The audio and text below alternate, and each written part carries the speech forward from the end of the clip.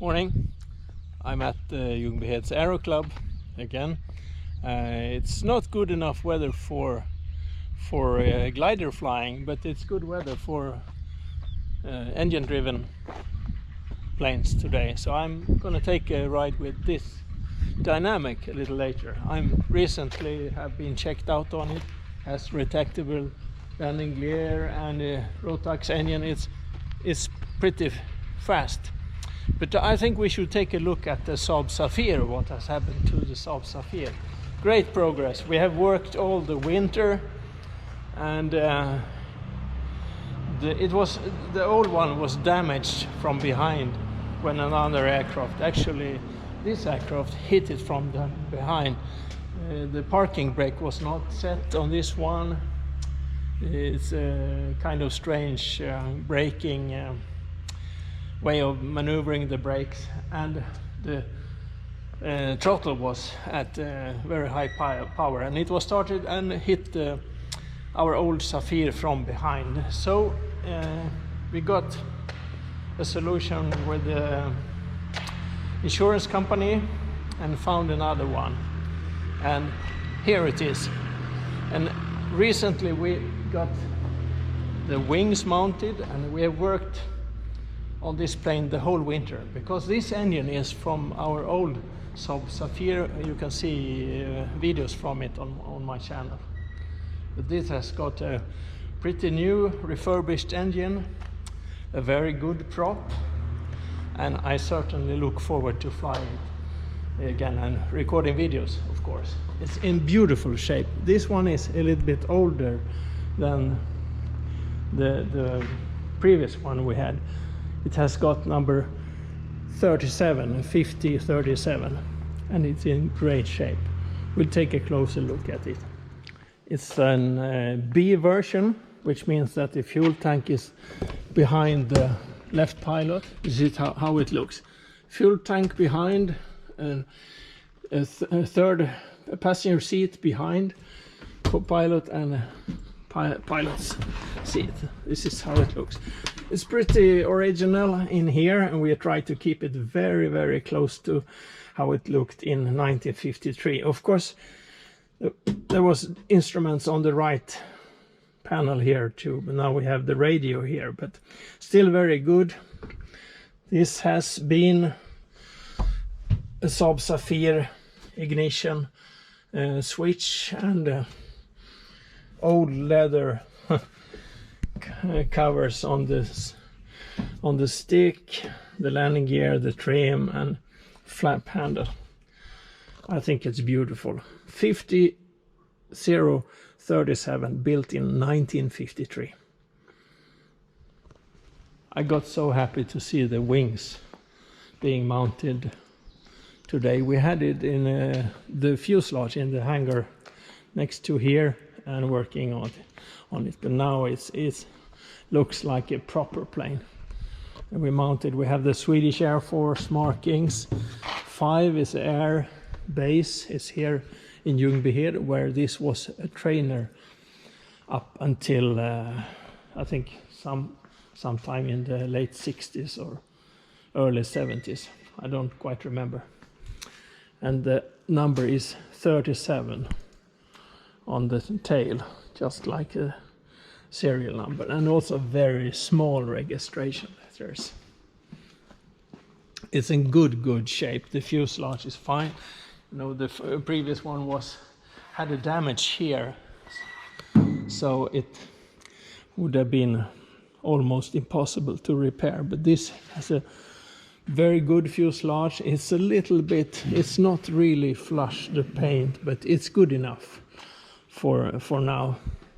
And we don't have, it's not exactly the same style of the numbers, but we can change that for next winter. Now the priority is to get the engine running and get this airworthy and up in the air.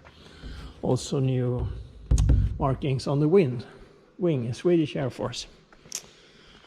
Yes. The engine is in very good shape. Since last time we have worked on the piston rings, I think it's called, because we found that one set of the piston rings were not the correct ones, so it had a pretty high oil consumption when it was mounted in the old plane. But now we will see if it is sorted with the change of piston rings. I hope so. Also, we have mounted the cables here separated so they don't wear against the metal, and yeah, everything is very, very well installed. I think it's a beautiful installation.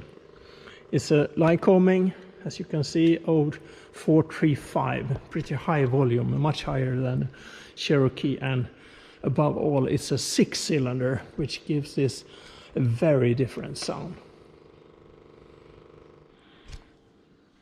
Okay, let's take the seat in the cockpit so I can show you a little bit more. Streamlined handles in beautiful shape, so you can hold yourself into when you get up on the wing, and you may not step on this area because then your foot will go through.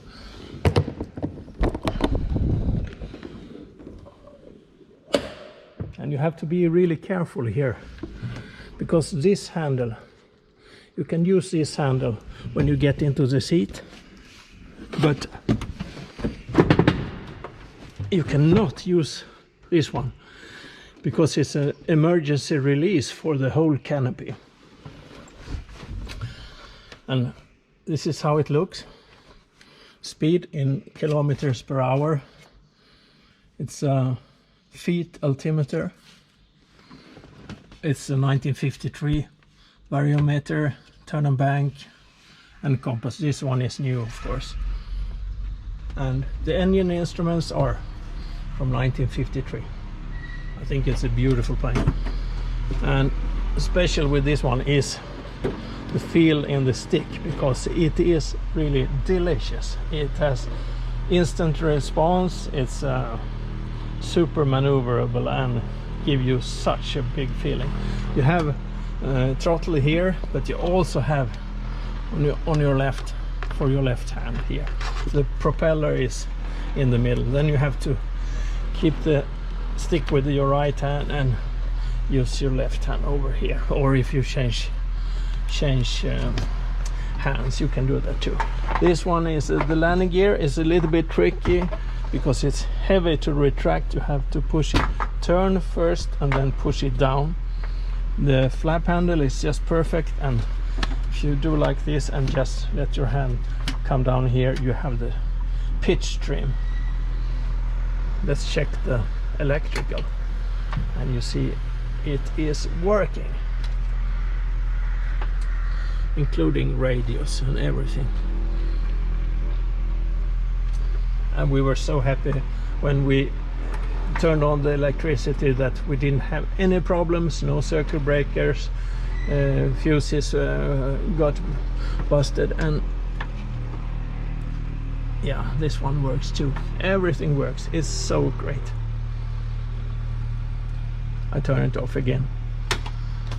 There's a fuel selector, main tank, which is behind my back, and reserve is a couple of liters at the bottom. Carburetor heat, and yeah, it's very simple, but a dream to fly. Construction of this plane was in around 1945. It's at the end of the Second World War, and you can see from the screens and from the windshield, it's very small screens. We have a set of new windscreens that we can replace because they are a little bit scratched, but it's not too bad, and we will fly with it for this season. So much to do, which has higher priority. Hope you like it. I really look forward to record videos of this plane.